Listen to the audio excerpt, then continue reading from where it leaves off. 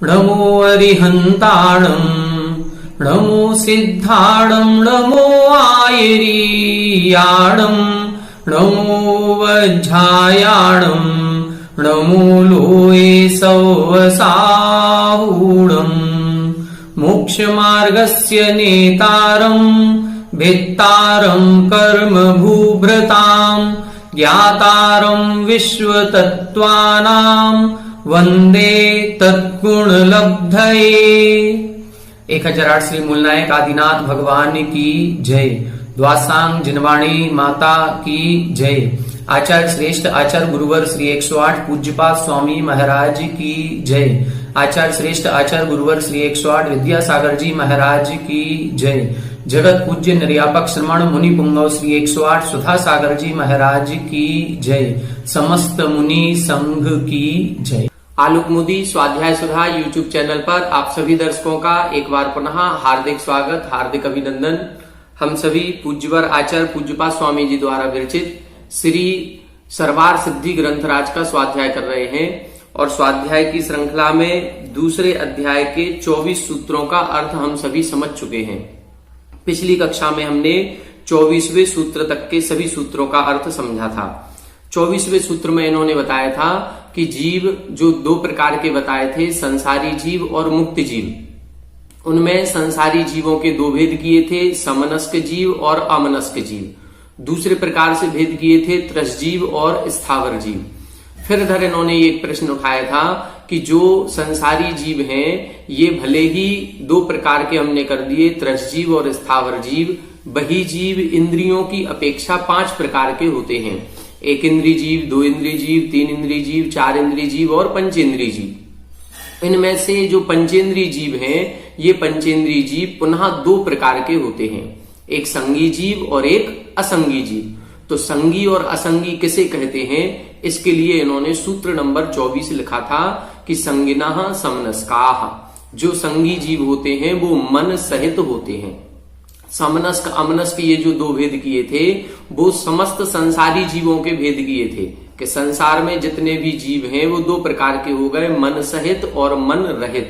मुख्यता से देखा जाए तो ये जो मन सहित और मन रहित ये 2 प्रकार के जीव हैं, ये 2 प्रकार के जीव पंचेंद्रिय जीव के भेद होते हैं।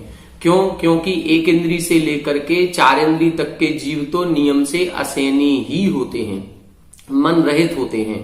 केवल पंचेंद्रिय जीव ही ऐसे होते हैं जो मन सहित भी होते हैं और मन रहित भी होते हैं। इसीलिए इन्होंने 24वें सूत्र की उत्थानिका में लिखा था कि जो इंद्रियों की अपेक्षा से 5 भेद किए हैं उनमें जो पंचेंद्रिय जीव हैं वो 2 प्रकार के होते हैं, संगी और असंगी। संगी की परिभाषा इन्होंने बताई थी जो हित और अहित इन दोनों की परीक्षा कर सके, हित की प्राप्ति कर सके, अहित का परिहार कर सके, उसे संगी जीव कहते हैं। ये संज्ञा शब्द का एक अर्थ है, लेकिन यहाँ पर संज्ञा शब्द के इस अर्थ से मतलब नहीं था। संगिनः समनस्काः जो सूत्र लिखा है यहाँ पर संगी शब्द से अभिप्राय मन सहित जीव से है, क्योंकि टीका में इन्होंने खुलासा किया था कि संज्ञा शब्द के अनेक अर्थ होते हैं। संज्ञा शब्द का अर्थ हित की प्राप्ति और अहित का परिहार भी होता है, संज्ञा शब्द का अर्थ नाम भी होता है, संज्ञा शब्द का अर्थ ज्ञान भी होता है, संज्ञा शब्द का अर्थ आहार आदि की अभिलाषा भी होती है। तो इन सभी यदि अर्थों को हम लेंगे तो फिर सारे जितने जीव हैं वो सभी संगी हो जाएंगे। लेकिन हमें वो अर्थ नहीं लेना है, हमें केवल इतना अर्थ लेना है कि जो मन से सहित है उसे संगी कहते हैं। इसलिए इधर इन्होंने समनस्काः यह पद जोड़ दिया था। अब आगे देखें उत्थानिका 309 पेज नंबर 132 सूत्र नंबर 25। यदि हिताहितादि विषय परिस्पंदः प्राणिनाम मनः प्रणिधान पूर्वकः। यहां कह रहे हैं यदि हिताहित आदि विषय परिस्पंदः, जो हित और अहित का जो विषय परिस्पंद है अर्थात हित की प्राप्ति और अहित का जो परिहार रूप जो क्रिया हो रही है वह क्रिया प्राणिनाम यानी प्राणियों की, जीवों की मनः प्रणिधान पूर्वकः मन पूर्वक होती है। प्रणिधान का मतलब है उपस्थिति एक प्रकार से। तो मन की उपस्थिति से ही यदि हित और अहित की परिहार की जो क्रिया होती है वो क्रिया यदि जीवों के मन के कारण से हो रही है तब अथ अभिनव शरीर ग्रहणम प्रत्यागुणस्य विशीर्ण पूर्व मूर्ते निर्मनस्कस्य यत् कर्म तत्कुत इति उच्यते। इनका प्रश्न ये है कि यदि हित की प्राप्ति और अहित का परिहार ये जो क्रिया हो रही है ये मन पूर्वक हो रही है, तो फिर जो नया शरीर ग्रहण करने के लिए तत्पर है, अभिनव शरीर ग्रहणम प्रत्यागुणस्य, अभिनव यानी नवीन शरीर को प्राप्त करने के लिए तत्पर है, और विशीर्ण पूर्व मूर्ते, विशीर्ण यानी नष्ट कर दिया है, छोड़ दिया है। क्या छोड़ दिया है? पूर्व मूर्ते, पूर्व शरीर। मूर्त का मतलब जो दिखाई देने वाला है, मूर्तिक है, पुद्गल है, शरीर है। तो जिसने पूर्व शरीर छोड़ दिया है और जो नवीन शरीर को प्राप्त करने के लिए क्रिया कर रहा है, और कैसा है? निर्मनस्कस्य, जिसके मन का अभाव है, तो फिर उसके यत् कर्म जो क्रिया हो रही है तत्कुत इति उच्यते, वह किस कारण से हो रही है। यहां पर यह प्रश्न किया जा रहा है कि जब एक जीव मरण करता है और मरण करके अन्य दूसरी पर्याय के लिए आत्मा जाती है, तो ये जो औदारिक शरीर है, ये औदारिक शरीर यहीं छूट जाता है, और अगला मान लो हमें वैमानिक देवों में उत्पन्न होना है, तो वहां का वैक्रियक शरीर अभी हमने प्राप्त नहीं किया, अभी हमारी आत्मा रास्ते में है। तो रास्ते में ये शरीर है नहीं, उस समय वचन है नहीं, उस समय मन है नहीं, ना मन है, ना वचन है, ना काय है। जब ये तीनों चीजें नहीं है, तो फिर उस समय जो क्रिया हो रही है वो किस कारण से हो रही है? क्योंकि अभी तो आपने ये लिखा था कि मन के निमित्त से हित की प्राप्ति और अहित का परिहार होता है। तो ये शरीर हमने छोड़ा है, ये अहितकारी हमारे लिए हो गया था, इसलिए हमने छोड़ दिया। और यदि अगला शरीर हमें प्राप्त करना है, वो हमारे लिए हितकारी है, तो हम उसको प्राप्त करने के लिए जा रहे हैं। तो ये यदि हित की प्राप्ति और अहित का परिहार मन के निमित्त से होता है, तो विग्रह गति में तो फिर मन है नहीं, और जब मन नहीं है तो फिर वो जो गति हो रही है वो गति किस कारण से हो रही है, इस प्रश्न का उत्तर दीजिए। तो अब इस प्रश्न का उत्तर देने के लिए अगला सूत्र यहां पर लिखा जा रहा है, सूत्र नंबर 25, विग्रह गतौ कर्म योगः। विग्रह गतौ कर्म योगः, देखें यहां बता रहे हैं विग्रह गतौ, उस विग्रह गति में कर्म योगः, कार्मण काय योग होता है। सूत्र का अर्थ क्या है? विग्रह गति में कर्म योगः यानी कार्मण काय योग होता है। अब यहां पर अपन को यह समझना है कि विग्रह गति क्या है, योग क्या है, और उस योग में कार्मण काय योग क्या होता है, इसको समझने का प्रयास करेंगे। विग्रह गति का सामान्य से अर्थ इतना ही से समझना है कि जब एक शरीर को छोड़ करके दूसरे शरीर को प्राप्त करने के लिए जो गति होती है उसे हम विग्रह गति कहते हैं। जब हमारी एक पर्याय समाप्त होती है और दूसरी पर्याय के लिए हमारी आत्मा जाती है, तो जब तक उस स्थान पर नहीं पहुंची, हमने मान लो मनुष्य का शरीर छोड़ दिया और देवों में उत्पन्न होना है, तो ये स्थान आत्मा ने छोड़ दिया, ये शरीर छोड़ दिया, और इस शरीर को छोड़ने के बाद आत्मा रास्ते में है, और जब तक उस वैमानिक देवों की उत्पात सैया पर, उस जन्म स्थान पर आत्मा नहीं पहुंची, वो जो बीच में रास्ते का समय है उसको हम विग्रह गति कहते हैं। योग क्या कहलाता है? मन वचन काय की क्रिया को योग कहते हैं।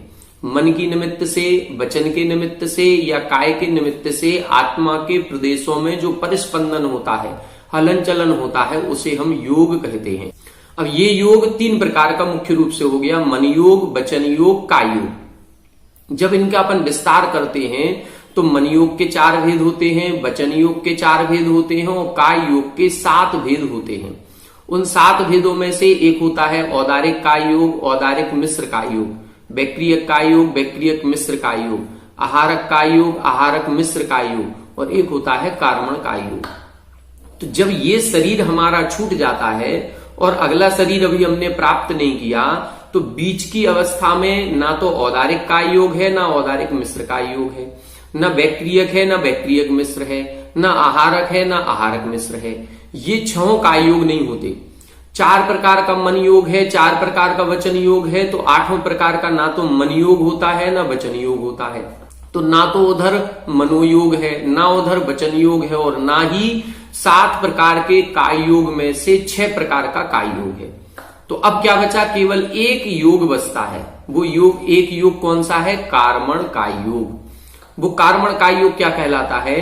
जो हम पूरे जीवन भर 8 ज्ञानावरण आदि कर्मों का समूह बांधते हैं, जो कर्म हमने बांधे हैं उन कर्मों का जो समूह होता है उस समूह को ही हम कार्मण शरीर कहते हैं। और वह कार्मण शरीर हमारी आत्मा के साथ एक भाव से दूसरे भाव तक गति करता है। और वो जो कार्मण शरीर हमारी आत्मा के साथ जा रहा है उसके निमित्त से हमारे आत्म प्रदेशों में परस्पंदन होता है, इसीलिए उसको हम बोलते हैं कार्मण काय योग। कार्मण अर्थात कर्म वर्गणाओं का जो कार्मण वर्गणाएं थी जिनको हमने कर्म रूप से अपनी आत्मा के साथ संबंध बिठा लिया, तो वो जो कर्म हमारी आत्मा से चिपके हैं उनको बोलेंगे हम कार्मण शरीर। और उस शरीर के निमित्त से जो योग होगा उसको बोलेंगे हम कार्मण काय योग। तो यहां बता रहे हैं विग्रह गतौ कर्म योगा, विग्रह गति में कार्मण काय योग होता है। यहां प्रश्न क्या उठा था? यहां प्रश्न ये उठाया था कि जो हित की प्राप्ति और अहित का परिहार रूप जो भी क्रिया होती है वो मन के निमित्त से होती है। और यदि मन के निमित्त से होती है तो फिर एक गति को छोड़ करके जब दूसरी गति में हम जाते हैं तो उस समय जो क्रिया हो रही है वो किसके निमित्त से हो रही है? तब इधर उत्तर दिया कि उस समय जो क्रिया हो रही है वो कार्मण शरीर के निमित्त से हो रही है। आइए अब इसकी टीका देखें। 310 नंबर, विग्रहो देह। यहां देखें सूत्र में विग्रह गतौ कर्म योगा, यहां 4 शब्द दिए हैं, विग्रह, गति, कर्म और योग। पहले इन चारों पदों की व्याख्या करेंगे कि इनका मतलब क्या है। तो सबसे पहले लिखा विग्रहो देह। विग्रह का अर्थ क्या है? देह। देह का मतलब शरीर। फिर लिख रहे हैं विग्रहार्था गतिर विग्रह गति।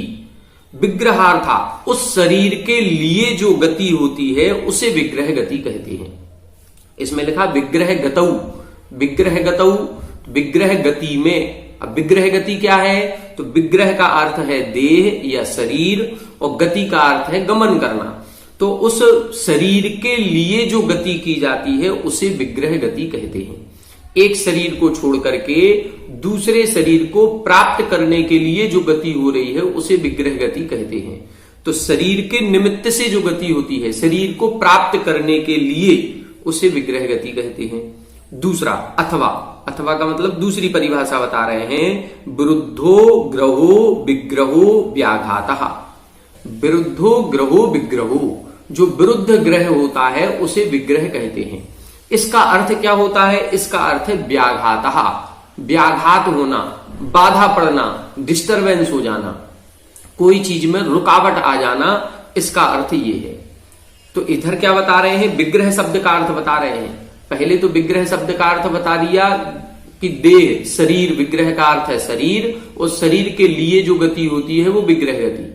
अब इसकी दूसरी परिभाषा बता रहे हैं कि विग्रह का अर्थ होता है रुकना, रुकावट आ जाना, बाधा पड़ जाना। किस चीज में बाधा हो जाना? तब लिखा कर्मादानेपि नो कर्म पुद्गलादान निरोध इत्यर्थः।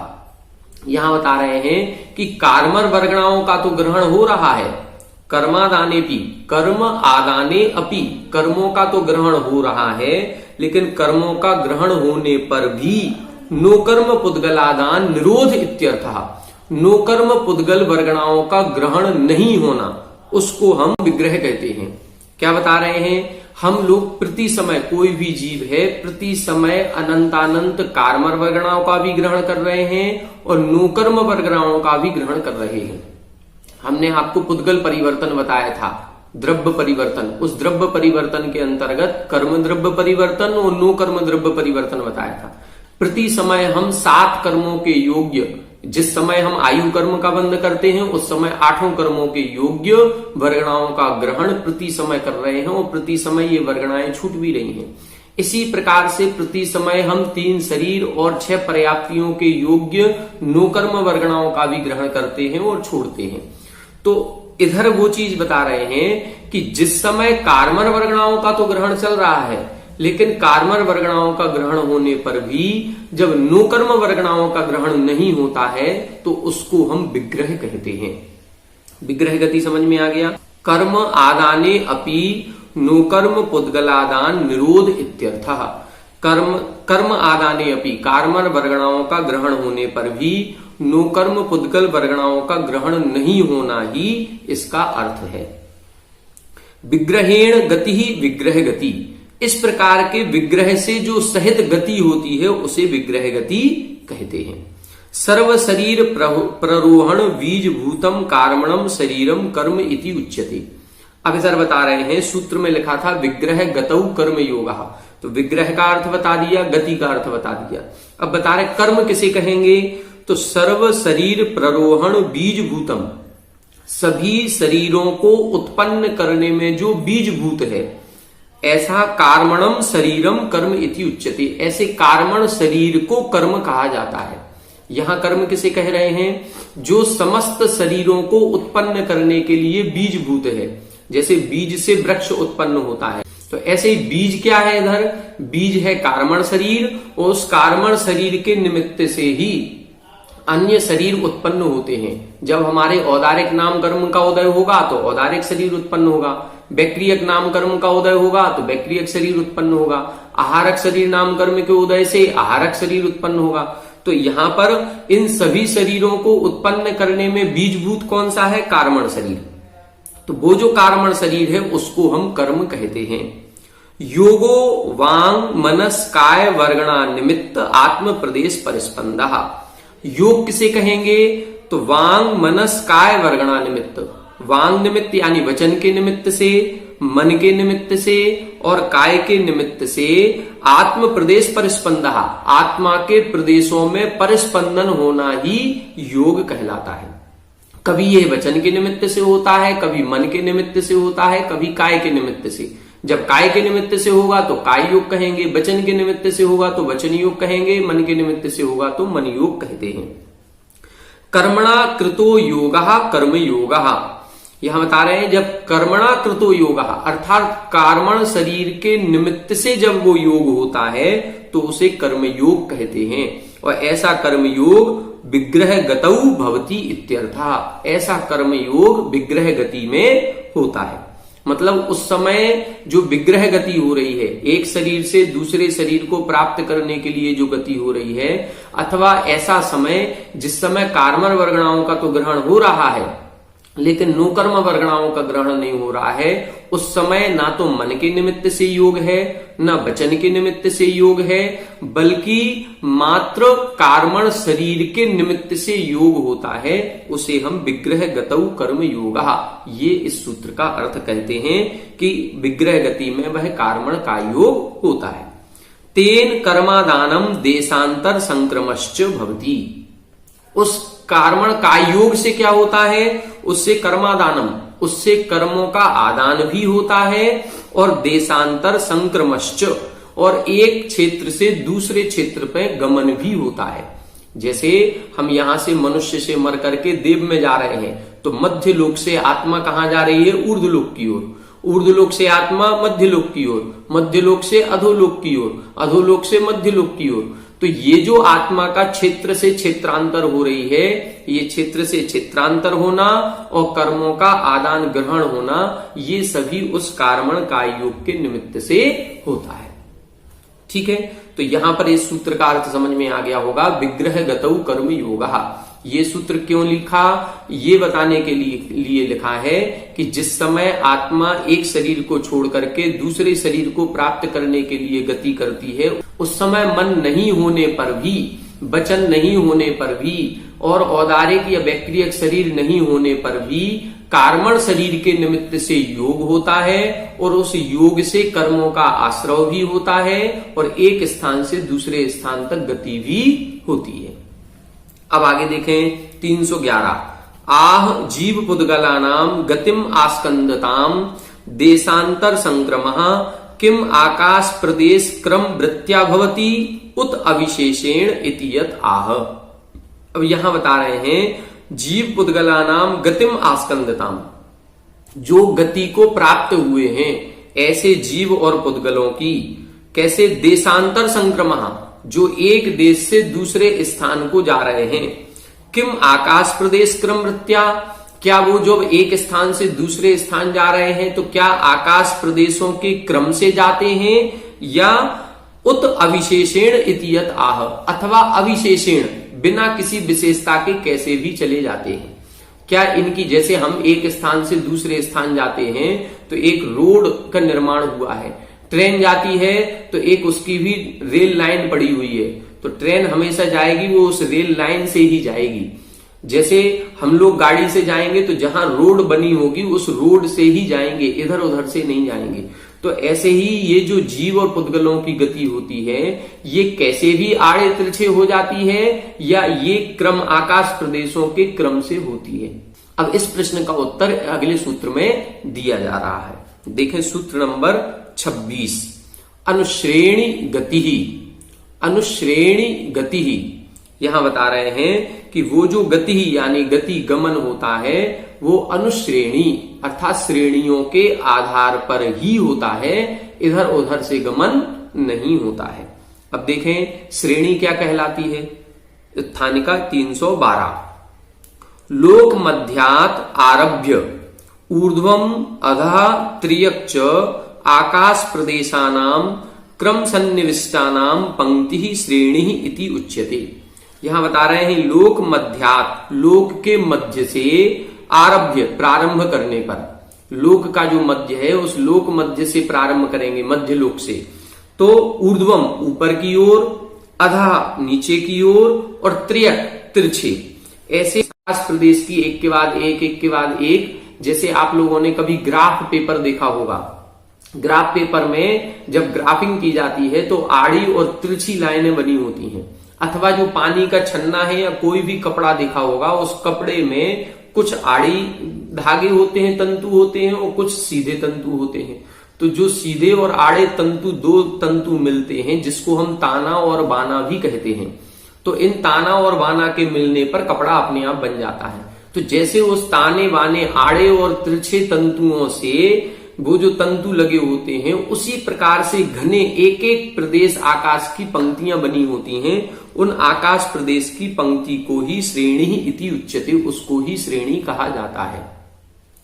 अनुशब्दस्य आनुपूर्वेण वृत्ति, यहां जो सूत्र में अनुशब्द दिया है वो अनुशब्द क्यों दिया है, वो आनुपूर्वेण वृत्ति अर्थात अनुसरण करने की वृत्ति दिखाने के लिए कहा है कि जो आकाश प्रदेशों की पंक्ति बनी है उसको हम श्रेणी कहते हैं, उन श्रेणियों के आधार पर ही गमन होता है, उन श्रेणियों का अनुसरण करने के लिए दिखाने के लिए इधर अनु शब्द का प्रयोग किया है। श्रेण्येः आनुपूर्वेण अनुश्रेणी इति जीवानाम पुद्गलानाम च गतिर्भवति इत्यर्थः। यहां बता रहे हैं श्रेणेः अर्थात श्रेणी के, आनुपूर्वेण आनुपूर्वी के द्वारा ही, अनुश्रेणी इति जीवानाम पुद्गलानाम च गतिर्भवति उस श्रेणी के आधार पर ही जीव और पुद्गलों की गति होती है, इत्यर्था ऐसा अर्थ लगा लेना चाहिए। अनधिकृतानाम पुद्गलानाम कथम ग्रहणमिति चेत, अब प्रश्न उठाया इन्होंने, इधर प्रश्न ये उठा रहे हैं कि आपने ये कैसे लिख दिया कि श्रेणी के आधार पर ही जीव और पुद्गलों की गति होती है। ये पुद्गल यहां कहां से आ गए, यहां तो केवल जीव का प्रसंग चल रहा था, अभी तक जो प्रसंग चल रहा है जीव के 5 भावों का प्रसंग चला, जीव के भेद प्रभेदों का प्रसंग चला, जीव के इंद्रियों का प्रसंग चला, तो ये जो प्रसंग चल रहा है वो तो जीव का चल रहा है। फिर आपने इधर जीव और पुद्गलों की, तो ये जो अनधिकृता नाम, इन पुद्गलों का जिनका अभी अधिकार चल ही नहीं रहा है, ऐसे अनधिकृत पुद्गलों का कथम ग्रहणमिति चेत, इधर पुद्गलों का ग्रहण आपने कैसे कर लिया कि जीव और पुद्गलों का गमन श्रेणियों के आधार पर होता है। आपको ये कहना चाहिए कि जीवों का गमन श्रेणी के आधार पर होता है, आपने पुद्गल कहां से ग्रहण कर लिया। तब इधर उत्तर दे रहे हैं गति ग्रहणात्, इस सूत्र में जो गति शब्द लिखा है उस गति शब्द के ग्रहण से हम पुद्गलों का ग्रहण कर रहे हैं। देखो गति शब्द का अर्थ क्या है, गति शब्द का अर्थ है सामान्य से गमन करना, लेकिन यहां पर गति शब्द से पुद्गलों का ग्रहण किया जा रहा है। कैसे ग्रहण किया जा रहा है, यदि जीवानाम एव गति इष्टा स्यात् गति ग्रहणम अनर्थकम। इधर अब पुनः प्रश्न अपन आचार्य महाराज उठा रहे हैं कि यदि जीवों का ही ग्रहण करना होता, यदि जीवानाम एव गति इष्टा, यदि जीवों की ही गति इष्ट होती तो गति ग्रहणम अनर्थकम, फिर हम सूत्र में गति शब्द लिखते ही नहीं। तब इतना ही सूत्र बना देते, अनुश्रेणी ही, गति शब्द लिखने की आवश्यकता ही नहीं थी। क्यों नहीं थी? क्योंकि अधिकारात तत्सिद्धे, क्योंकि जीव का तो अधिकार ही चल रहा है, और जब जीव का अधिकार चल रहा था तो उसकी सिद्धि अपने आप हो रही थी, और जब अपने आप हो रही थी तो फिर हमें गति लिखने की आवश्यकता ही नहीं थी। और आगे क्या लिख रहे हैं? उत्तरत्र जीव ग्रहणाच पुद्गल संप्रत्ययः। और क्या बता रहे हैं? उत्तरत्र जीव ग्रहणात्। और दूसरा समाधान ये दे रहे हैं कि उत्तरत्र यानी आगे आने वाला जो सूत्र है, 27वां सूत्र कौन सा है? अविग्रह जीवस्य। अविग्रह जीवस्य, इस सूत्र में जीव पद क्यों लिख दिया? यदि जीव का ही ग्रहण चल रहा था तो फिर अगले सूत्र में जीव पद क्यों लिखा? अगले सूत्र में जीव पद लिखा है, इससे यह सिद्ध हो रहा है कि यहां पर पुद्गलों का भी ग्रहण करना है। देखें, उत्तरत्र जीव ग्रहणाच पुद्गल संप्रत्ययः, जो अगले सूत्र में जीव पद का हमने ग्रहण किया है उससे यह सिद्ध है कि यहां पर पुद्गल संप्रत्ययः, इस सूत्र में पुद्गलों का भी ग्रहण करना है। तो यहां पर दो प्रश्न उठाए इन्होंने। पहला प्रश्न इन्होंने यही उठाया था कि इस सूत्र में जो अनधिकृत पुद्गल हैं, इन पुद्गलों का ग्रहण कैसे हो गया? तब समाधान दिया कि पुद्गलों का ग्रहण गति शब्द से हो गया। यदि हम गति शब्द से पुद्गलों का ग्रहण नहीं करते तो गति शब्द को इस सूत्र में रखना ही निरर्थक हो जाएगा, फिर गति शब्द का कोई अर्थ ही नहीं निकलेगा। क्यों? क्योंकि जीव का ग्रहण तो अधिकार से ही सिद्ध हो रहा था। यदि हमने गति शब्द सूत्र में लिखा है, इसका मतलब है इस गति शब्द से कुछ विशेष अर्थ लगाना है। वो विशेष अर्थ कैसे निकला? तो अगले सूत्र में इन्होंने जीव पद लिखा है, इस जीव पद से ये पता चलता है कि इस सूत्र में पुद्गलों का भी ग्रहण करना है। ऐसा पूज्यपाद आचार्य ने आचार्य उमा स्वामी जी के सूत्रों की टीका की। सूत्र लिखने वाले आचार्य उमा स्वामी जी हैं और टीका करने वाले आचार्य पूज्यपाद स्वामी जी हैं। अब देखें, फिर प्रश्न उठाया, ननु चंद्रादीनाम ज्योतिष्काणाम मेरु प्रदक्षिणा काले विद्याधरादीनाम च विश्रेणी गति अपि दृश्यते तत्र किमुच्यते अनुश्रेणी गति इति। अब प्रश्न उठा रहे हैं कि आप तो कह रहे हैं कि लोक के मध्य से ऊपर तक, ऊपर से नीचे तक, आड़े तिरछे जीव पुद्गलों का जो भी गमन होता है वो सब गमन श्रेणी के आधार पर ही होता है, लेकिन चंद्रादीनाम ज्योतिष्काणाम मेरु प्रदक्षिणा काले, जब आपने बताया कि जितने सूर्य चंद्रमा हैं ये मेरु पर्वत की प्रदक्षिणा करते हैं, ये तो गोल गोल घूम रहे हैं, और कोई भी जो श्रेणी है वो गोल गोल नहीं बनी हुई है। जब ये गोल गोल घूमेंगे तो फिर ये तो श्रेणी के अनुसार गमन कहां हुआ? ये तो विश्रेणी हो गया। दूसरा, विद्याधरादीनाम च विश्रेणी गति अपि दृश्यते, जो विद्याधर आदि होते हैं ये भी इधर उधर घूमते नजर आते हैं। ऊपर से मान लो यहां से कोई विद्याधर गया और सीधे श्रेणी के आधार पर गए, फिर नीचे उतर के कहीं भी कैसे भी घूमते रहते हैं। तो यहां पर तो फिर उनकी विश्रेणी गति भी देखी जाती है। तत्र किम उच्यते अनुश्रेणी गति इति, फिर आपने ऐसा सूत्र क्यों लिखा कि अनुश्रेणी गति इति, कि श्रेणी के आधार पर ही गमन होता है। प्रश्न समझ में आ गया होगा कि जो सूर्य चंद्रमा है ये तो गोल गोल घूम रहे हैं, और विद्याधर आदि जितने भी देवता आते हैं या विद्याधर हैं या चारण रिद्धिधारी मुनिराज हैं या कोई भी विद्याओं या रिद्धियों के बल पर एक स्थान से दूसरे स्थान अपन लोग जा रहे हैं, आ रहे हैं, ये कोई श्रेणी के आधार पर थोड़ी जा रहे हैं, ये तो विश्रेणी भी हो रहा है। फिर आपने ये सूत्र क्यों लिखा कि अनुश्रेणी श्रेणी के आधार पर ही गमन होता है? अब इसका उत्तर दे रहे हैं, काल देश नियमोत्र वेदितव्यः, यहां पर काल नियम और देश नियम लगाना चाहिए।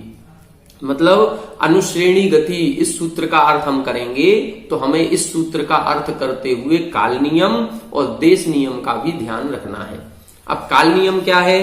तो लिखा, तत्र काल नियमः तावत् जीवानाम मरण काले भवांतर संक्रमे मुक्तानाम च ऊर्ध्वगमन काले अनुश्रेणी एव गति। काल नियम बता रहे हैं, तावत् जीवानाम मरण काले, काल नियम जब जीव का मरण समय आ जाता है, जब जीव मरण करके एक स्थान से दूसरे स्थान जाएगा तब भवांतर संक्रमे, मरण समय जब भवांतर संक्रम होगा, एक भव से दूसरे भव जाएंगे।